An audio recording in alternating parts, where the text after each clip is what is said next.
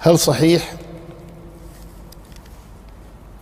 ما فعله عبد الله بن العاص لما كذب على رجل من الأنصار إذا نام عنده؟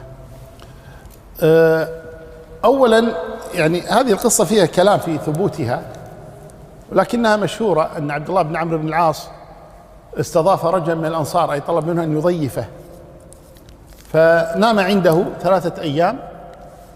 وذكروا في بعض طرق الحديث أنه قال إني خاصمت أبي فضيفني عندك، فضيفه عنده 3 أيام، ثم قال له أنا ليس بيني وبين أبي خصومة، ولكني سمعت النبي صلى الله عليه وسلم 3 مرات وأنت تدخل يقول يدخل عليكم رجل من أهل الجنة، فكنت أنت، فكنت أريد أن أعرف بما، يعني ما هي أعمالك في البيت، نحن نراك في خارج البيت لكن داخل البيت ما أدري ماذا تعمل، فأردت أن أكون معك في بيتي حتى أرى ما تعمل، فما رأيت كثير عبادة، خاصة أن عبد الله بن عمرو كان من العباد، فقال والله ليس لي إلا الذي رأيت، إلا إني لا أنام وفي قلبي شيء على مسلم، لا أنام وفي قلبي شيء على مسلم،